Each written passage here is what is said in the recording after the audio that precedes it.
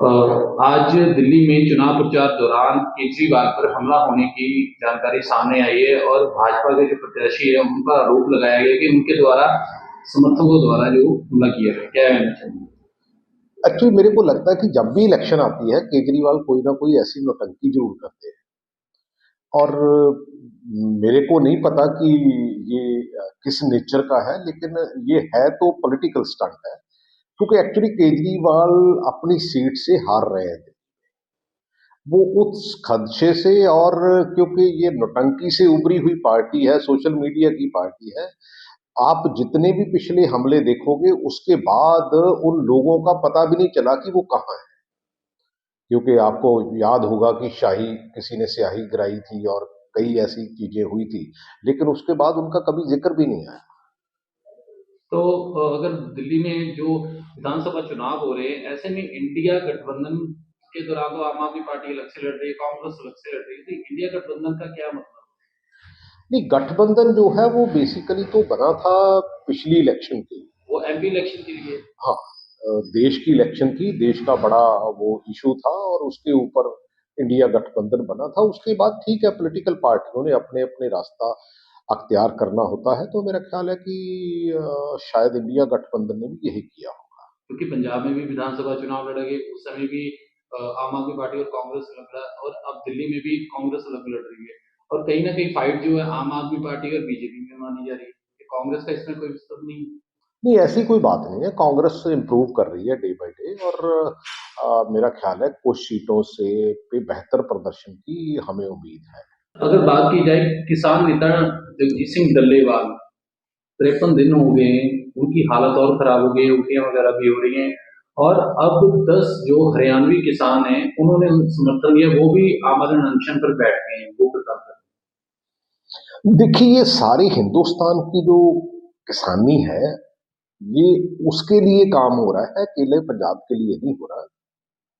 क्योंकि क्योंकि जो खेती है वो, अगर गवर्नमेंट उसको सपोर्ट नहीं करती दुनिया में भी, तो कहीं न कहीं वो नुकसानदायक होती है। लेकिन जो हमारी फसलें हैं उसका सही दाम मिलना चाहिए। और क्योंकि बीजेपी तो सिर्फ इसको कॉरपोरेट एंगल से देख रही है कि पंजाब की ज़मीन जो है वो बहुत फर्टाइल है, और वो कॉरपोरेट के हाथों में देना चाहती है और किसानी को और जो है वो नुकसान देना चाहती है। और लेकिन मैं नहीं समझता कि जो देश की आधी आबादी है, जो किसान है, तो उनके फेवर में हमें काम करना चाहिए। क्योंकि बहुत सी ऐसी चीजें होती है, अगर हम कॉरपोरेट की बात करें तो कितने लाख करोड़ का उनका कर्जा माफ हो जाता है, उनको सारा कुछ जो है वो माफ किया जाता है। लेकिन किसानों की सब्सिडी जो है सब कुछ वो तकलीफ दे।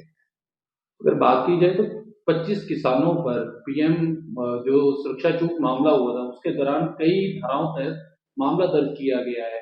अब जो गाज है वो जो किसानों पर गिरी है, लेकिन उस समय कांग्रेस की सरकार थी और चरणजीत सिंह चन्नी मुख्यमंत्री थे, तो ऐसे में कैसे देख रही? ये क्योंकि देखो, उस समय तो ऐसा कुछ नहीं हुआ था। लेकिन देखो, पीएम की जो ब्लू बुक है, उसके हिसाब से सिक्योरिटी होनी चाहिए। लेकिन मैं समझता हूँ कि 307 धारा जो है वो गलत लगाई हुई है।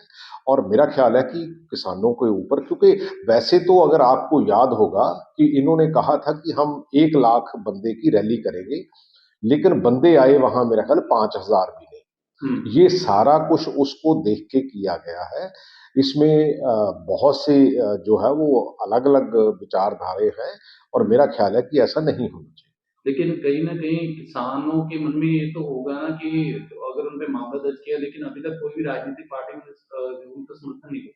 नहीं कर रहे हैं, हम समर्थन कर रहे हैं कि ऐसा नहीं होना चाहिए। और जो है वो सिंपल धारा में ठीक है, आपने पर्चा दर्ज कर दिया कि हाँ भी ऐसे नहीं होना चाहिए। लेकिन 307 एक सीरियस जो सेक्शन है, वो मेरा ख्याल है कि ऐसा नहीं होना चाहिए।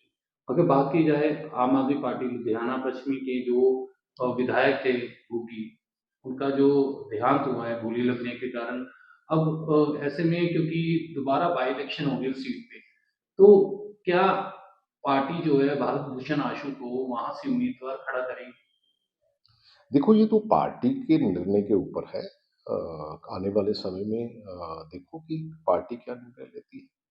नहीं, आप भी क्योंकि नहीं, ये तो पार्टी देखो जो जो टिकटिंग डिस्ट्रीब्यूशन है या किसको फील्ड करना है, किसको नहीं फील्ड करना, ये प्योरली पार्टी के दायरे में आता है। तो लग रहा है कि पार्टी उम्मीद है कि भारत भूषण आशु को उतारेगी नहीं, मैदान में। बेसिकली पार्टी असेस करेगी और मेरा ख्याल है कि जो-जो भी डिसीज़न होंगे क्योंकि भारत भूषण आशु जी की वो सीट है हुँ। तो वहीं से मेरा ख्याल है कि आशु जी को लड़ाया जाएगा। और अगर बात की जाए रूस यूक्रेन युद्ध के दौरान कई भारतीय अभी भी रूस में हैं, कई जबरदस्ती जो सेना में भर्ती किए गए हैं और जो फर्जी एजेंट थे उनके द्वारा ये सारा जो किया गया उनको भर्ती वहाँ करवाया गया और अब जालंधर का भी एक लड़का है जगदीप कुमार उसके सिवाय और भी कई जो स्टेट के हैं लोग उनके परिजन उनके भाई बंधु वहाँ फंसे हुए हैं तो ऐसे में जो सरकार है वो क्या रोल प्ले कर रही है और आपको क्या लग रहा है कि जो फँसे हुए भारतीय उन्हें कैसे वापस लाएँ?